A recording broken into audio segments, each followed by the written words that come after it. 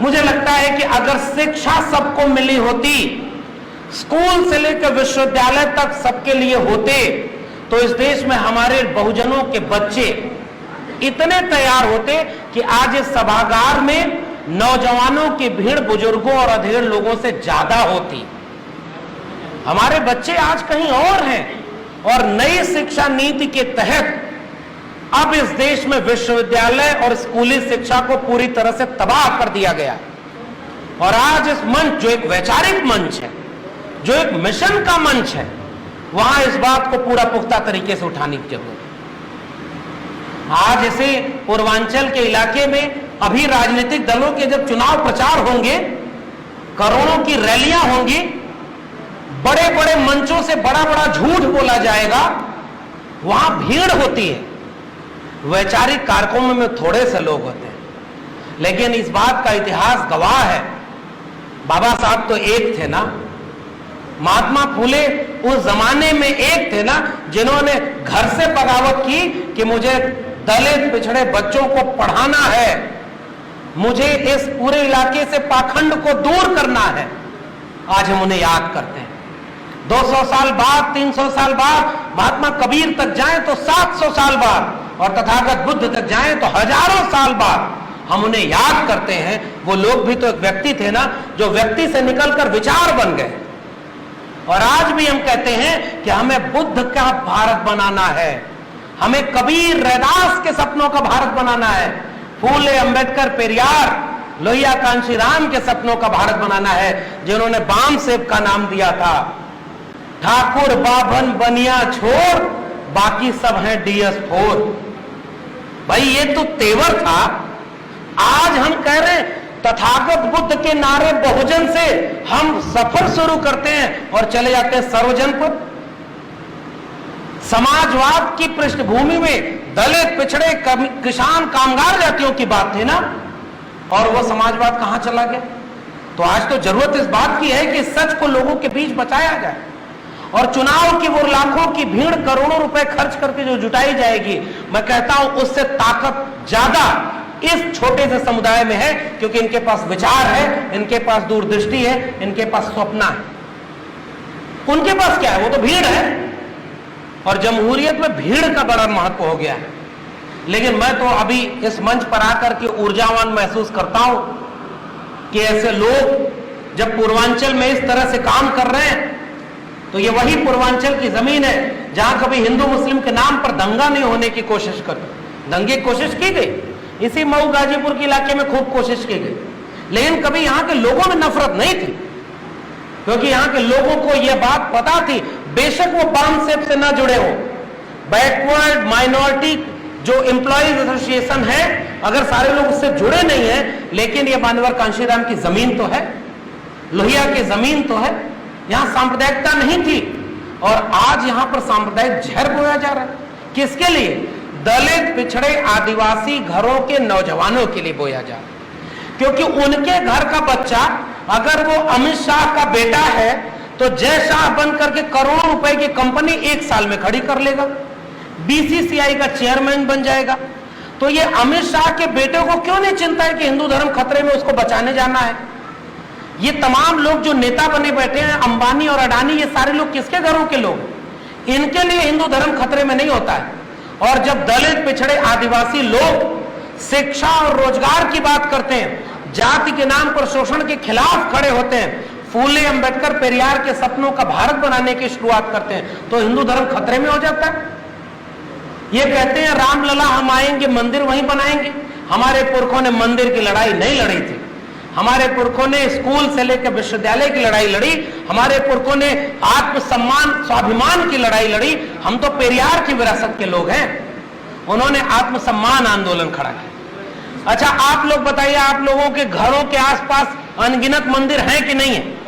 ढेर सारे मंदिर हैं, गांव-गांव, सड़क चौराहे मंदिर बने हुए हैं। अगर उन मंदिरों से दलित, पिछड़े, आदिवासी घरों के बच्चों का कल्याण होना था तो आज तक हो जाना चाहिए था। आज भी सबसे ज्यादा गरीब किन तबके के लोग हैं? अशिक्षित किस तबके के लोग हैं? बेकार किस तबके के लोग हैं? बीमार किस, दवाई नहीं दे पाए, और इस कोरोना में सबसे ज्यादा पैदल चल करके लाखों लाख लोग जो हजारों किलोमीटर पैदल चल के आए, वो किनके घरों के लोग थे? ये सब किसान, कामगार, कमेरा जाति के लोग थे, ये बहुजन लोग थे। तो आज ये देश किसका है? जब पढ़ाई, सिंचाई और दवाई नहीं दे पाए तो ये किस बात का राष्ट्र है और किस बात का इसके ऊपर गर्व किया जाए? हमें तो आज ये संकल्प लेने की जरूरत है कि हमारा राष्ट्र बिरसा, फूले, अंबेडकर, पेरियार के सपनों का राष्ट्र होगा, तब हम कहेंगे कि यह संविधान के सपनों का राष्ट्र। तो सबसे पहली बात शिक्षा, दूसरी बात दवाई, अब स्वास्थ्य की सुविधा को भारत का संविधान देता है। बाबा साहब ने कहा कि डिग्निटी, लाइफ की डिग्निटी होनी चाहिए। हमें शिक्षा से वंचित कर दिया, हमें रोजगार से वंचित कर दिया, हमें बुनियादी स्वास्थ्य की सुविधाओं से वंचित कर दिया।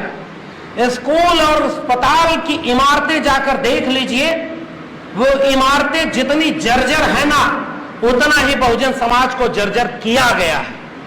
और इस देश में मुनाफा कुछ चंद लोगों के पास संकेंद्रित कर दिया गया है। और अभी हमारे दोस्त ने वो बात कही कि पूरे देश को अब उन लोगों के हाथों बेचा जा रहा है। तो ये जो जितने दलित, पिछड़े, आदिवासी नेता हैं, ये निजीकरण के खिलाफ इस देश में आंदोलन क्यों नहीं कर रहे? हमारा काम है ये सवाल उनसे पूछें, हमारा काम है उनसे ये सवाल पूछें कि आरक्षण पर जब हमला किया गया और जिनसे जातियां नहीं पूछी गई थी, अपनी जाति उस सेल्फ मेड ओबीसी ने बताई जब वो प्रधानमंत्री पद का दावेदार था, तो इस देश को बता रहा था कि मैं तो पिछड़ी मां का बेटा हूं। तो जब पिछड़ी मां के बेटे हो तो इस देश में SC/ST एट्रोसिटी एक्ट के साथ खिलवाड़ तुम्हारे शासनकाल में, 13 पॉइंट रोस्टर तुम्हारे शासनकाल में आया, तुम्हारे शासनकाल में आरक्षण का हमला किया गया, आरक्षण को खत्म किया गया। और अब पूरे देश को उसने नारा दिया था कि वो बेच रहे हैं भारत को, मैं चैन से कैसे सो जाऊं, सौगंध मुझे इस मिट्टी की, मैं देश नहीं बिकने दूंगा। और एक एक करके उसने पूरा देश अपने दोस्तों के हाथ बेच दिया। और पूरा देश बेचने के बाद आरक्षण कहां बचेगा? क्योंकि निजी क्षेत्र में आरक्षण तो दिया नहीं। तो ये जो खुद को पिछड़ा बताया था, जिसको राष्ट्रपति बनाने के बाद प्रेस कॉन्फ्रेंस करके उनकी जाति बताते हो कि हमने दलित व्यक्ति को राष्ट्रपति बना दिया, किसने पूछा था तुमसे वो जाति बताने के? अब तुम बताते हो कि 27 ओबीसी, 12 SC/ST को हमने मंत्री बना दिया। अरे तो हिम्मत है तो पहले क्यों नहीं बताया कि अगर 50 मिनिस्टर थे तो उसमें से 45 ब्राह्मण मिनिस्टर बनाया था? क्यों नहीं बताया पहले? यानी आपको झूठ बोला जाएगा कि देखिए आपके लोगों को हमने सत्ता में भागीदारी दी। तो हमारे भाई ने बिल्कुल ठीक कहा कि अगर वो हमारे लोग हैं तो बहन बेटियों के बलात्कार पर, हाथरस पर क्यों नहीं बोले, निजीकरण पर क्यों नहीं बोलते, आरक्षण को खत्म किया जा रहा है क्यों नहीं बोलते? ऐसा इसलिए हुआ क्योंकि मान्यवर कांशीराम की सबसे ज्यादा इज्जत जिस बात के लिए करता हूं, उन्होंने मिशन का काम किया था। और बामसेव सामाजिक सांस्कृतिक आंदोलन का संगठन, राजनीति तो इसका बाई प्रोडक्ट है। और अब क्या हो गया है कि हमने मान लिया है कि राजनीति ही सब कुछ है। जब राजनीति को सब कुछ मान लेंगे, राजनीति बहुत बड़ी चीज है, वहां एक सिग्नेचर से इस उत्तर प्रदेश के लाखों लाख लोगों को रहने के लिए घर मिल जाता है, एक सिग्नेचर से फेलोशिप मिल जाती है आपके बच्चों को। मैं दिल्ली विश्वविद्यालय में पढ़ा था, वहां फेलोशिप नहीं मिलती। हमारे घरों के बच्चे जब जाते हैं तो उनकी जाति पूछ करके उनसे इंटरव्यू में नंबर कम दिया जाता है, उनको रिसर्च करने के लिए एडवाइजर नहीं मिलता है, जाति के नाम पर भेदभाव किया जाता है। और वहां भी जाकर के कहते हैं कि अगर मान लीजिए पूरे विभाग में एक प्रोफेसर ओबीसी है, एक दलित है, और कोई बच्चा आया एडमिशन लेने तो उससे कहते हैं कि अच्छा तुम दलित हो, तुम तो फलाने के पास जाओ, तुम ओबीसी हो, तुम उनके पास जाओ। यही विश्वविद्यालय आपने बनाया है, ये मनुस्मृति के सपनों का है विश्वविद्यालय। हमें बाबा साहब अम्बेडकर के सपनों के संविधान का विश्वविद्यालय और स्कूल चाहिए था, वो नहीं बना। तो ये बात मैं कह के जा रहा हूं कि बाबा साहब के सपनों का भारत ये था कि समाज को इतना ताकतवर बनाइए कि आपका समाज अगर नेता बिक जाए, नेता मिशन और आंदोलन के काम से किनारे हो जाए तो समाज नया नेता पैदा कर दे। नेता के गुलाम क्यों हो? लेकिन हम समाज को आंदोलित करने में, हम समाज को जागरूक करने में कई बार चूक गए। और बुद्धिजीवी तबके, मैं तो अपने को बुद्धिजीवी नहीं मानता, अभी तो हम लोग पढ़ रहे हैं, सीख रहे हैं, लेकिन इस समाज में बाबा साहब ने एक ख्वाब दिया था, पे बैक टू सोसाइटी। अगर हमारे पास पैसा है और उस पैसे का एक हिस्सा समाज के काम में नहीं लग रहा है और हमने आरक्षण का लाभ लिया है, हमने बिरसा फुले अंबेडकर के मेहनत से जो देश बना है उसका लाभ लिया है, तो हम तो दगाबाजी कर रहे हैं अपने समाज से। मैं प्रोफेसर बन करके वहां बैठ जाऊं और मोटी तनख्वाह पाऊं और चापलूसी करूं कि अगली बार मुझे वाइस चांसलर बना दो। मैं तो अभी टेम्परेरी प्रोफेसर हूं। मैं चाहूं तो कहूं कि आरएसएस इस देश और दुनिया का सबसे अच्छा संगठन है तो मुझे परमानेंट कर देंगे। मैं अगर उनकी तारीफ के कसीदे पढ़ूं कि हिंदू खतरे में है, हिंदू राष्ट्र भारत को बनना चाहिए, तो मुझे वाइस चांसलर बना देंगे। लेकिन वो प्रोफेसरी और वाइस चांसलरी किस काम की कि मैं अपने समाज के आगे आकर के उनसे आंख में आंख डाल करके बात भी ना कर सकूं? किस बात की वो प्रोफेसरी होगी? किस बात का वो वाइस चांसलर होगा? मुझे तो इनके आंखें सामने आकर के जब लोग कहते हैं कि हम आपका यूट्यूब चैनल सुनते हैं, सामाजिक न्याय की पाठशाला में सुनते हैं कि आपने शिवदयाल सिंह चौरसिया पर एक वीडियो बनाई है, और पिछड़े तबके के लोगों के बीच जाकर मैं कहता हूं कि वो लोग शिवदयाल सिंह चौरसिया को क्यों भूल गए। चौधरी छोटू राम का जिक्र हमारे दोस्त कर रहे थे, उन्होंने कितना अच्छा शब्द दिया है, कमेरा जाति के लोगों बस दो काम कर लो, अपना दुश्मन पहचान लो और बोलना सीख लो। भूल गए लोग चौधरी छोटू राम, और चौधरी छोटू राम के वंशज हिंदू बन गए। वो जाट गुर्जर जातियां, हमारे तमाम जातियां छत्री बन गई। हमारे बाबू जगदेव प्रसाद ने, हमारे रामस्वरूप वर्मा जी ने हमें क्या कहा था कि हम श्रमजीवी लोग हैं, और 90% श्रमजीवी लोगों के शोषण 10% परजीवी लोग करते हैं। और आज हमें कुर्सी पानी है तो हम कहते हैं कि परजीवी अगर हमें वोट दे देगा तो हम 22 में उत्तर प्रदेश में सरकार बना लेंगे। अरे 90% कमेरा श्रमजीवियों का वोट लेने में अगर आप नाकाम हो गए तो आप किस बात की राजनीति कर रहे हैं? ये 90% आपकी जनता थी, आपकी जनता आपसे नाराज हो गई क्योंकि आपने उनको भरोसा नहीं जीतने में सफलता हासिल की। तो मैं जब अपना काम करता हूं तो वो इसलिए कि मैं बाबा साहब के मंच पर आकर दमदारी से ये कह सकूं कि मैंने अपना जमीर किसी के सामने गिरवी नहीं रखा कि मुझे व्यक्तिगत लाभ मिल जाए, क्योंकि हम आज यहाँ हैं तो बिरसा फुले अंबेडकर और पेरियार की वजह से हैं, भारत के संविधान और मंडल कमीशन की वजह से हैं। इस बात को हम कबूल करते हैं। इसलिए मेरी जिम्मेदारी है कि मैं कल आजमगढ़ में एक सभा में बोल रहा था, वहां भी मैंने ये बात कही कि आपको पता ही नहीं चल रहा है कि नई शिक्षा नीति की आड़ में आपके बच्चों के भविष्य को हमेशा के लिए तबाह कर दिया गया। पूरे देश को अंबानी और अडानी के हाथों बेच करके बिरसा फुले अंबेडकर के सपनों की हत्या कर दी गई है। अब कहीं आरक्षण नहीं बचा है। आने वाली पीढ़ियां हमसे पूछेंगी कि हमारी शिक्षा बेच दी, हमारा रोजगार बेच दिया, हमारी जमीन किसानों की बेच दी, मजदूरों के ऐसे प्रावधान बना दिए कि मजदूर तो व्यवसायी का गुलाम बन गया है। तो न खेती बची, न किसानी बची, न शिक्षा बची, न दवाई बची, न रोजगार बचा। तो ये बाबा साहब अंबेडकर फूले पेरियार के सपनों के भारत बनाने वाली बात तो छोड़ दीजिए। आने वाली पीढ़ियां हमसे पूछेंगी कि तुम्हारे सामने ये सब हो रहा था, तुम क्या कर रहे थे? तो कम से कम हम ये कह सके कि हम बाम साहब के मंच पर खड़े होकर लोगों से अपील कर रहे थे कि जागिए, इससे पहले कि जागने की नौबत ही न बचे। केवल इसलिए हम आपके बीच में आए हैं।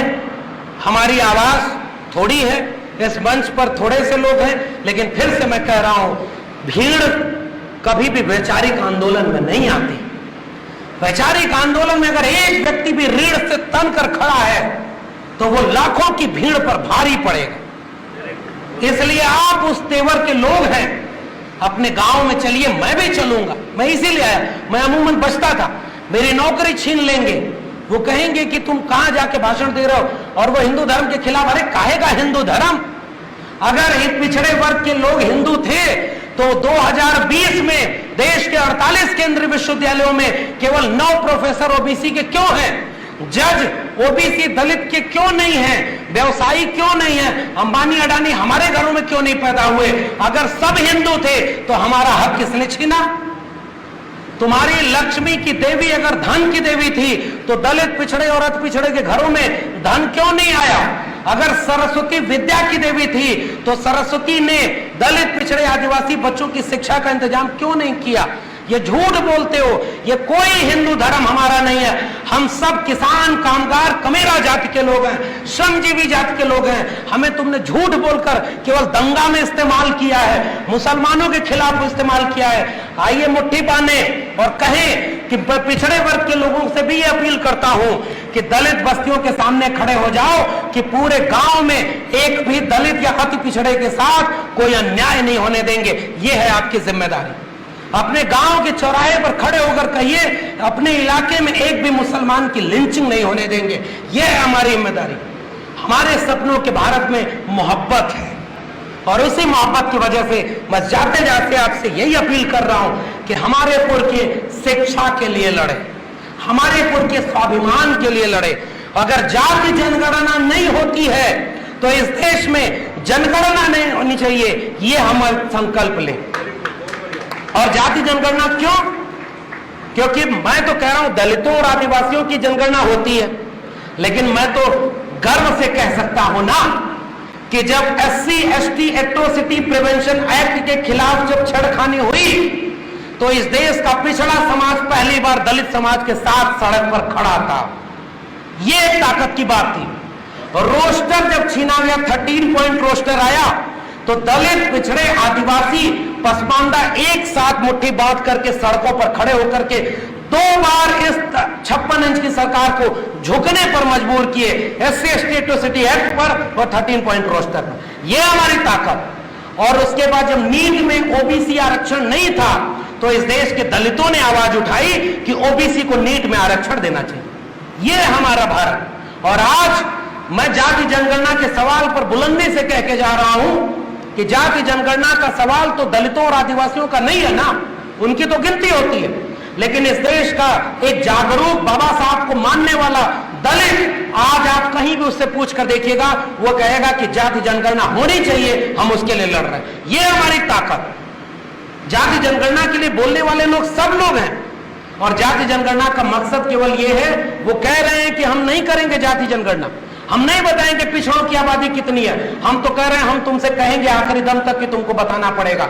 अगर नहीं बताना है तो एक काम कर दो, इस देश में सवर्णों की आबादी कितनी है यही गिनती करा लो। कितने % सवर्ण है, कितने उनके पास शिक्षा है, कितना नौकरी है, कितना व्यवसाय है, कितना क्या है, और फिर ये पता चले कि 3% लोगों ने 90% इस देश को अपना कब्जा कर रखा है। सत्ता संसाधन में हिस्सेदारी कहां है हमारी?